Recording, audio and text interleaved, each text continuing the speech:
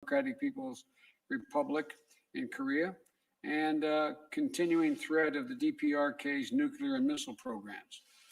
My team consulted closely with President Moon's team throughout the process of our DPRK review, and we both are deeply concerned about the situation. Our two nations also share a willingness to engage diplomatically with the DPRK to take pragmatic steps that will reduce tensions as we move toward our ultimate goal of denuclearization of the Korean Peninsula. Today, I affirm to President Moon that the United States will proceed in close consultation with the Republic of Korea in our strategy and our approach. And to help drive all these efforts, I'm pleased to announce that Ambassador Sung Kim, a career diplomat and with deep policy expertise, will serve as the U.S. Special Envoy for the DPRK. Ambassador Kim, you're here somewhere today. Stand up, will you? Thank you for being willing to do this.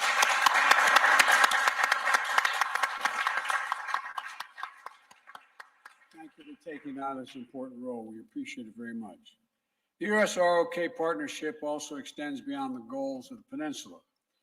We address issues of regional and global concern through stronger cooperation with partners in the region, including the ASEAN, the Quad, and trilateral cooperation with Japan. The multilateral cooperation is particularly important to coordinate an approach to the situation that exists in Burma as we work to pressure the junta to restore democracy for the people of Burma, and to address issues critical to regional stability, such as maintaining freedom of navigation in the South China Sea and preserving peace and stability across the Taiwan Straits. Today, we also discussed ways that the Republic of Korea and the United States will work together to address the challenges of our time, beginning with our efforts to end the COVID-19 pandemic globally.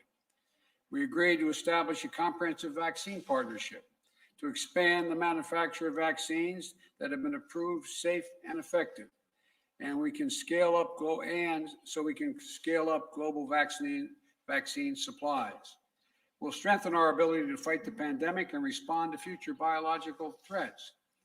When it comes to fighting climate change, the Republic of Korea and the United States are committed to making ambitious 2030 targets aligned with the effort to achieve net zero greenhouse gas emissions no later than 2050. And we're going to work together both to mobilize climate finance for developing countries and to make sure that international financing is aligned to promote our climate goals. We also talked about how to harness our nation's technological advantages to ensure the Republic of Korea and the United States are cooperating to shape emerging technologies around our shared value system. This includes everything from strengthening our cybersecurity to deepening our cooperation to build out an open, secure G5 network, or 5G network, I should say. I'm talking about the G5, it's another organization. I'm thinking organization, Mr. President, to secure the 5G networks. And I'm particularly gratified that so many leading South Korean companies see the benefits of investing in the United States, including this morning's announcement of more than $25 billion in new investments from Samsung, Hyundai, SK, and LG. I understand the executives of those companies here. Would you please stand up?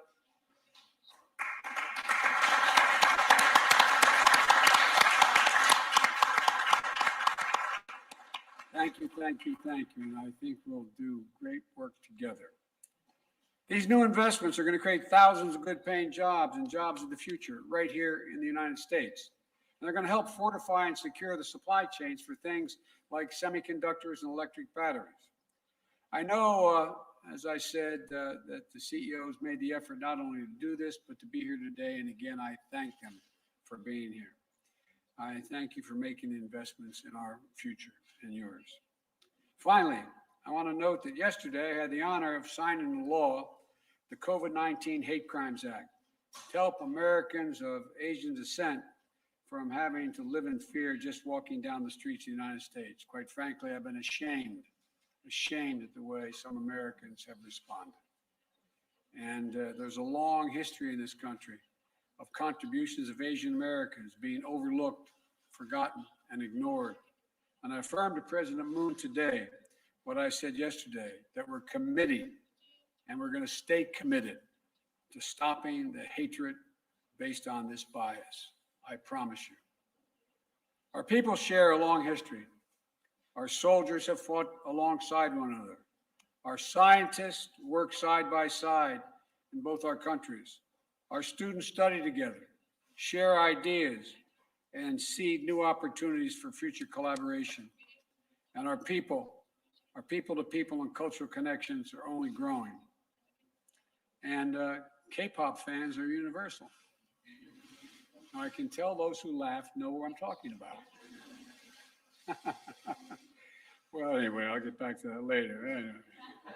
The Korean actress took home an Oscar for supporting actors this year, following up on the 4 Oscar wins for the movie Parasite last year. And so our two countries, our two nations have the tools and the deep connections that we need to make even stronger alliances and stronger cooperation. And I want to thank you again for the meetings today, Mr. President, particularly our long private meeting. I appreciated that a great deal. And I'm looking forward to working closely with you and your team as we expand and strengthen our efforts to shape the future together. And I mean that literally, to shape the future together. So thank you. Mr. President.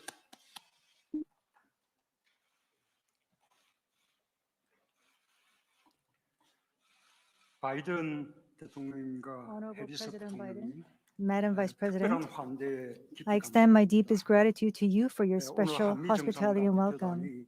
Today, leaders and delegates of Korea and the United States met each other's eye and had a dialogue. For the peoples of our two nations, this will give them hope for recovery from COVID-19, as well as a meaningful gift for celebrating the 139th anniversary of our diplomatic relations. President Biden and I had an awarding ceremony for the Medal of Honor to the Korean War veteran, one-on-one meeting, as well as an expanded summit. For many hours together, we've had a very frank dialogue like old friends. As regards the promotion of democracy, inclusive growth, the strengthening of the middle class, climate change response, as well as many other areas, two of us were able to see for ourselves that we had common interests and commitments. In particular, we reaffirmed the strength of the ROK-US alliance and confirmed the common vision for developing it into an even stronger one. During my visit this time, the trust that has been built up between President Biden and I will foster deeper friendship between our two peoples and lay a firm foundation that will undergird the sustainable development of the ROK-US alliance, and I say this with confidence. The most urgent common task that our two countries must undertake is achieving complete denuclearization and permanent peace on the Korean Peninsula. Recently, the Biden administration concluded its DPRK policy review, building on past agreements, including the Singapore Joint Statement, while taking a calibrated and practical approach to seeking diplomacy with North Korea, is indeed a welcome direction of the Biden administration's North Korea policy. During the course of the review, our two countries closely coordinated with each other in lockstep, which I note with much appreciation. Moreover, I welcome President Biden's appointment of Ambassador Sung Kim as Special Representative for North Korea policy. This reflects the firm commitment of the U.S. for exploring diplomacy and its readiness for dialogue with North Korea.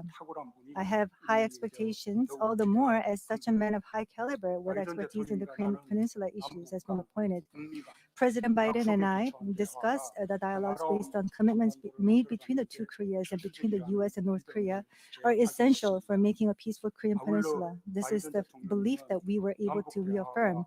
Moreover, President Biden also expressed his support for the inter-Korean dialogue and cooperation. Under close cooperation with the U.S., we will work to facilitate progress in inter-Korean relations so as to achieve a virtuous cycle with U.S. DPRK dialogue. Moving forward as well, Korea and the United States will continue close communication while exploring our North Korea approach through dialogue and diplomacy. On that, I expect a positive response from North Korea. When strong security is firmly in place, we can preserve and make peace. Two of us agreed to further reinforce our combined defense posture and reaffirmed our commitment to a conditions-based transition of wartime operational control. It is also with pleasure that I deliver the news on the termination of the revised missile guidelines. The signing of ROK-US Special Measures Agreement on burden sharing in the early days of the Biden administration displays for the world the robustness of our alliance as a symbolic and practical measure. Today at the summit, President Biden and I decided to expand our cooperation in new emerging areas that are relevant for the changing times and landscape. First, to surmount COVID-19, our most urgent task, we pledge to pool our strength together. America's advanced technologies and Korea's production capabilities will be married to establish a comprehensive porous global vaccine partnership. Collaboration between our two countries will boost global vaccine supply and contribute to accelerating a complete ending of COVID-19. Through the global health security agenda, which aims to enhance infectious disease response capability, multilateral cooperation will be pursued as well. Under this broad framework of vaccine cooperation, illustrating the robust ROK-US alliance, an important announcement was made. President Biden pledged to supply vaccines to Korean servicemen. I thank you, Mr. President. This announcement of the U.S., I believe, extends the ROK-US alliance to the field of health in a meaningful measure. Second, from semiconductors, EV batteries, pharmaceuticals to other cutting-edge manufacturing technology sectors, in an effort to build secure supply chains, we committed to work in close concert. Digital transformation is accelerating, and the areas of cutting-edge emerging technologies are gaining greater importance. Korea and the U.S., in response to a post-COVID-19 era, plan to strengthen our cooperation in civil space exploration, 6G, and green energy to secure global competitiveness. Furthermore, to jointly advance into overseas nuclear power plant markets, we decided to bolster our partnership. Third, in a bid to address climate change, we will further solidify coordination between our two countries. Our two nations are already spearheading global cooperation in climate change response. Last April, the U.S. hosted the Leaders' Summit on Climate successfully. Korea, for its part, in next week, is hosting P4G's Seoul Summit, once again trying to build the international community's collective will for climate change response. President Biden will participate in the P4G Seoul Summit next week virtually. I welcome his participation, which will certainly help us catalyze the international community to come together. President Biden and I participated in the ceremony for awarding a Medal of Honor to a Korean War veteran, Colonel Ralph Perkett Jr. Based on the ROK-US alliance rooted in the noble sacrifices of our heroes, our two nations will usher in a new future together, without a doubt. Today's meetings between President Biden and myself, and between the U.S. and Korea, will mark another milestone for our bilateral cooperation towards a new era. President Biden has extended such warm hospitality, and I express my deepest gratitude once again. I look forward to our frequent communication and continued close consultation. Last but not least, yesterday, Israel and Hamas agreed on a ceasefire, which is indeed a relief. I appreciate President Biden's hard work and leadership in this regard. Thank you. Thank you. Well, first question I'm told is Mary Alice Parker, ABC.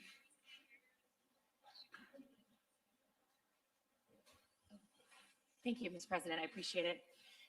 What is your message to Democrats who want you to be more confrontational with Israel, and specifically to those that are saying that there should be an end to arms sales? I mean, do you recognize that there's been a shift and an evolution in your party, Mr. President, in the last 20 years on this issue?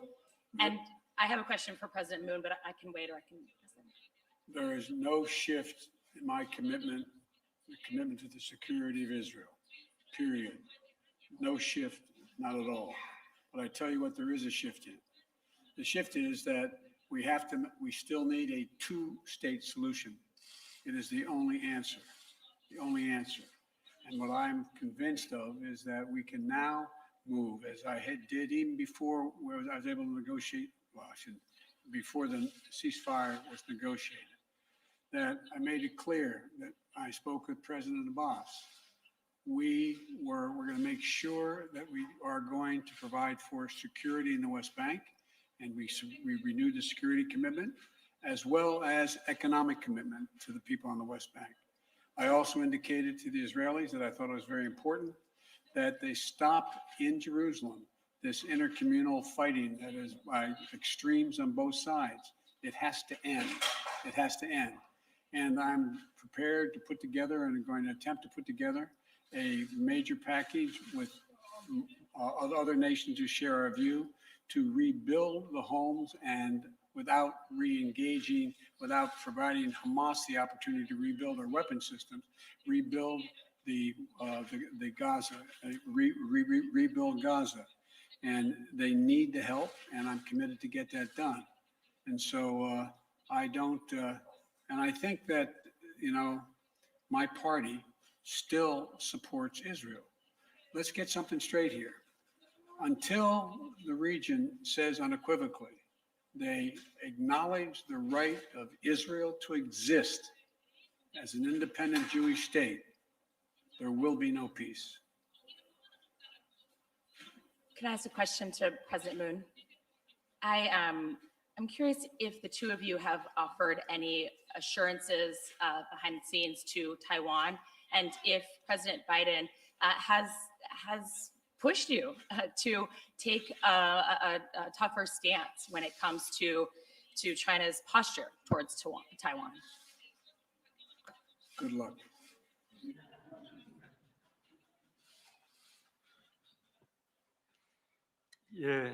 다행스럽게도 Well, fortunately, 그러한 압박 there wasn't such 없었습니다. pressure. 다만 But 대만 해협의 as for 평화와 안정, peace and stability 대단히 in 중요하다는 Taiwan Strait, 데는 인식을 we 함께 agreed 했습니다. how important that 양안 region 관계의 is, 특수성을 감안하면서 especially considering the 양국이 그 부분에 special 대해서 함께 characteristics 협력해 between 나가도록 China and 하겠습니다. Taiwan. We decided to work more closely on this matter going forward. You can answer that. 우리 한국 기자 So we have a question 예, from a Korean 앞줄에 journalist over here. Yes, 왼쪽에 두 번째. two from the left.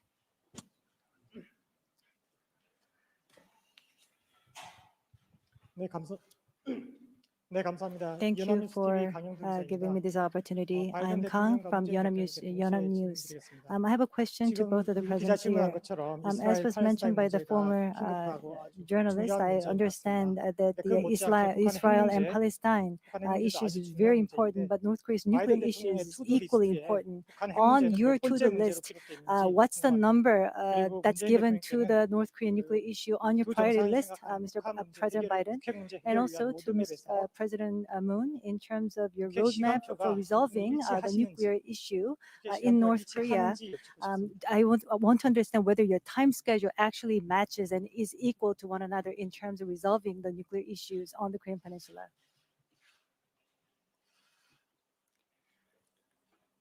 우선 So 바이든 to begin, 신행정부에서 under the new 이 Biden administration, 대북 정책을 the 굉장히 DPRK 빠르게 policy 재검토를 마무리했다는 review 말씀입니다. has been completed 그것은 in a rather 그만큼 fast 대북 period of 정책을 time. That means 바이든 정부 that the 정책에서 Biden administration 우선순위를 puts 두고 있다는 것을 priority 의미합니다. on its North Korea 또한 policy 그 among 대북 its diplomatic 정책을 검토함에 tasks, 있어서 and also in 한미 간의 terms of 아주 reviewing 긴밀한 its DPRK policy, there was a 협의와 very close 조율이 coordination as well as 이루어졌습니다. consultations between the 바이든 United States and the Republic of 정부의 Korea. 대북 협상의 원칙은 So the 이미 principle 미국 of the 측에서 밝힌 negotiations 바와 towards North Korea 같습니다. has already been announced by the U.S. government. 아주 실용적이고 Very 또 calibrated, 점진적이고 practical, 단계적이고 gradual, 유연한 step-by-step manner, 방식으로 and very 또, flexible. 그렇게 접근해 That is the approach that 나가겠다라는 the current 그 administration 원칙에 is 대해서 aiming to 한미 간의 adopt. 인식을 함께 So that is 하고 the common 있고 또 understanding that we 앞으로도 have with 함께 the United 노력을 States, 해나갈 and we're going to 것입니다. continue to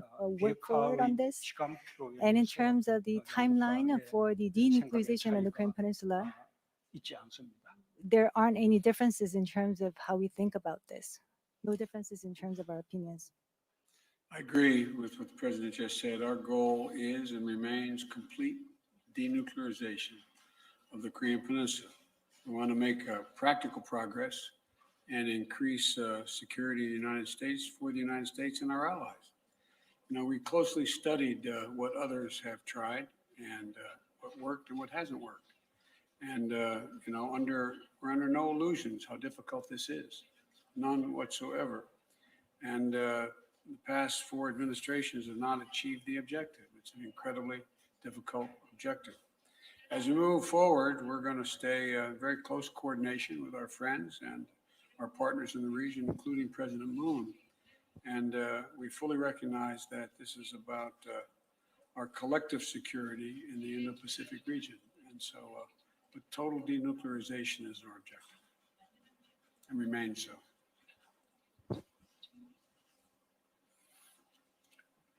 Oh, I get to the next question, huh? I'd like to ask the press a question. Wait a minute. Nancy Cordes, CBS.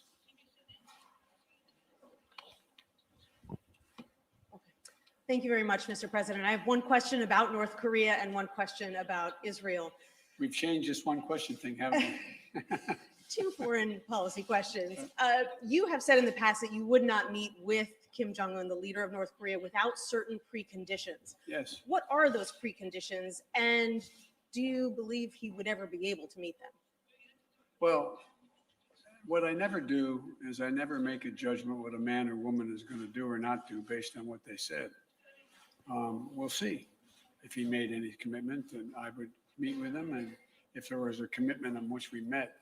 And the commitment has to be that there's discussion about his nuclear arsenal. And if it's merely a means by which, how do we de-escalate what they're doing?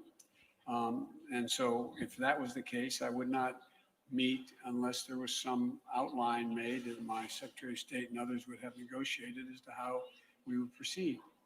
But what I would not do is I would not do what had been done in the recent past. I would not give him all that he's looking for as international recognition as legitimate and give them what allowed him to move in the direction of appearing to be more, how can I say it, more serious about what he wasn't at all serious about. I'd have to know specifics, but the idea of never meeting with North Korea, I would make sure that my team had met with their counterparts, and I knew exactly what we were meeting on.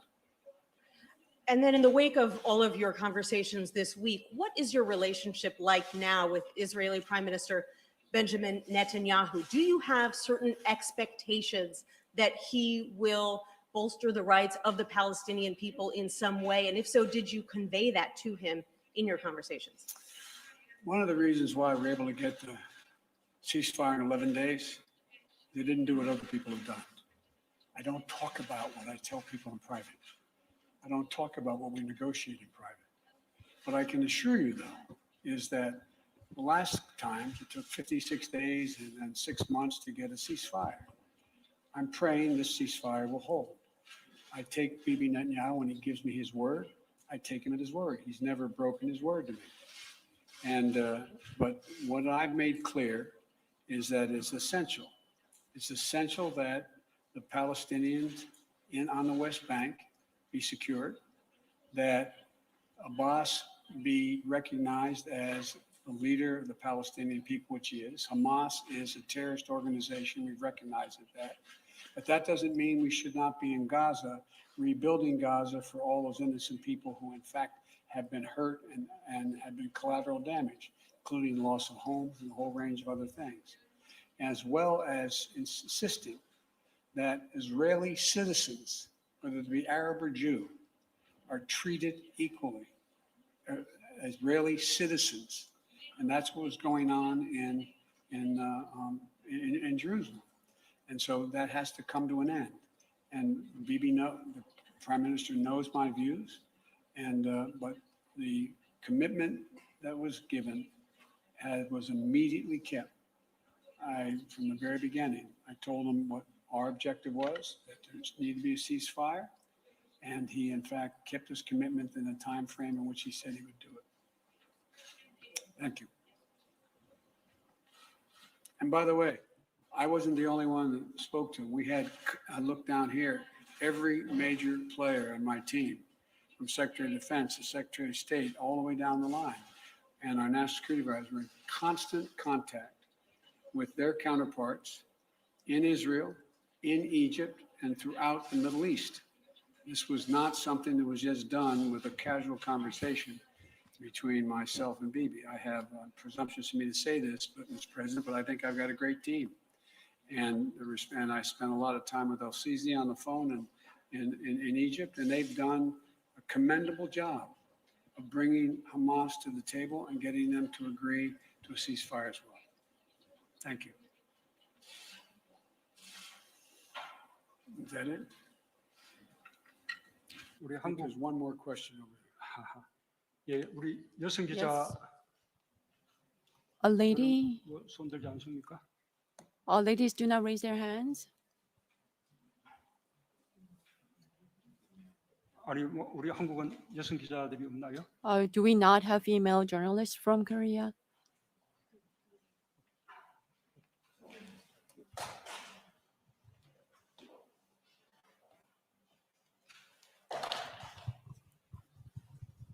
예, 안녕하세요. 저 코리아 Good 헤럴드 afternoon 이지윤 from 기자라고 Korea 합니다. Herald. My name is Lee Ji-yoon. 우리 국민들께서 백신에 The Korean 대해서 people are 좋은 very 소식을 기다리고 계실 것 curious about 같은데요. vaccines and they're waiting for the good 이번에 news 바이든 regarding 대통령과 vaccine. 다양한 I 논의를 하신 걸로 understand that you've had 아는데 a lot of discussions 특히 with 국민들이 President 좋아하실 Biden 만한 regarding 그리고 vaccine, and I 대통령께서 wonder 가장 whether you have any good news to deliver to the people 의미 of 있다고 Korea. 생각하시는 성과가 And 있다면 has there been any 자세히 meaningful 설명해 achievement 주시면 that you 좋을 것 want to go 같습니다. into the details of? 예, 그 백신 Yes. 그 협력에 Regarding vaccine 대해서는 cooperation, 오늘 공동 성명과 또 오늘 you can read the joint 기자회견을 statement 통해서 and also the 충분히 remarks 밝혔습니다. that were 다시 issued 한번 as press release 강조해서 today. 말씀드리자면 But to emphasize it once 한미 간의 again, between the US and 백신 Korea, 그 협력을 for 위한 vaccine 글로벌 cooperation, 포괄적인 there will be a 파트너십 comprehensive 이렇게 partnership to be established 형성하기로 between our two 합의를 nations, 한 and there has 것입니다. been an agreement between our 미국이 two sides 가진 on that. 백신 개발 능력과 The US 한국이 has the 가진 ability to 바이오 develop 의약품 vaccines, 생산 and 능력을 Korean companies 결합해서 have the capacity 백신의 to produce a 생산을 더 biomedicine. 촉진하고 그것을 And we 통해서 are going to 전 combine those 세계에 capabilities so that we can boost 빠르게 vaccine 더 supply, 많이 so that we can 이룰 수 있게 하도록 accelerate 하겠습니다. the rollout of 특히 vaccines to the 인도 entire 태평양 world, 지역의 especially in the 백신 Indo-Pacific region. 공급에 For supplying 하게 vaccines to 되리라고 that 생각합니다. region, I 그 believe that we'll be able to 과정에서 make a 우리 contribution in that 한국도 regard. 백신의 And in that 안정적인 process, 그 Korea, 확보에 큰 도움이 in my 될 opinion, 것입니다. will 그뿐만 아니라 get some help in 미국 stabilizing 바이든 our vaccine 대통령께서는 supply. 한미 And 동맹 at the same 차원에서 time, 미국 for the sake 측에서 of the ROK-US 직접 한국에 alliance, 백신을 President 지원하기로 Biden 그렇게 decided 또 to 약속을 provide 하셨습니다. 그 vaccines 부분에 대해서는 to 장차 the servicemen in 미국에서 Korea. 준비가 되는 대로 As soon as the 미국에서 US is 발표를 할 ready, I understand there will be an announcement to be made by the US side. By the way, I did just prematurely make that. Now, there are 550,000 Korean soldiers, sailors, airmen who work in close contact with American forces in Korea. We'll provide full vaccinations for all 550,000 of those Korean forces engaging with American forces on a regular basis, both for their sake as well as the sake of the American forces. In addition to that, we've talked about the ability to have vaccines produced with our working with, and this is in the offing, working with one of the major vaccine producers in the United States, and where Korea is incredibly sophisticated, and with the help of that particular company will be able to make significant numbers of vaccines for themselves. And lastly, it is my hope and expectation, I cannot commit to it because we don't know for certain, but we think that over the remainder of 2021, we're going to be able to vaccinate every American. We have enough vaccine to vaccinate every American, period, right now. And we're going to be able to do that by the midsummer, and we're going to continue to get more people to engage in seeking the vaccine. I never have believed that there's a large percentage of Americans who will not take the vaccine. and we're doing very imaginative things, and states are, to get people to show up and have the vaccine. But we believe that between the second half of 2021 and going in through 2022, we could produce as many as another billion doses of vaccine. Because it's not just, and this is what I like about this president, he's not just talking about any more than I'm just talking about the United States or just Korea. He's talking about the Indo-Pacific. He's talking about the world.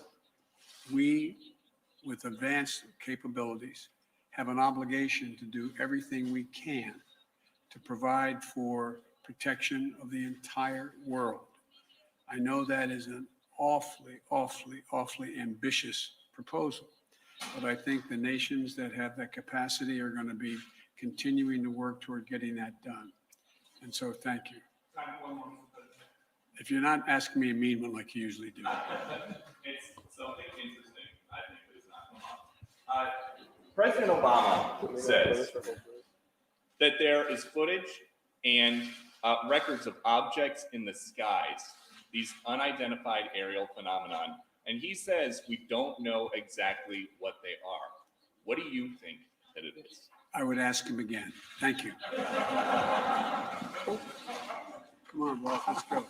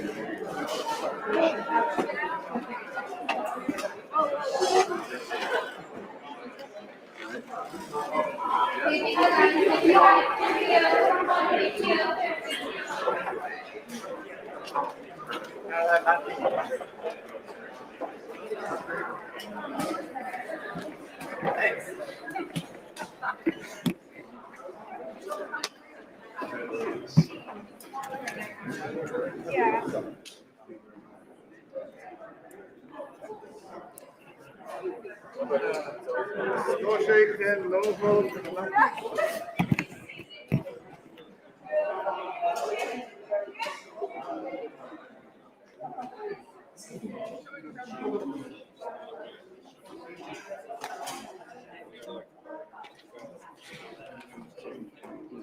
끝났네요. 끝났어. 완벽해요.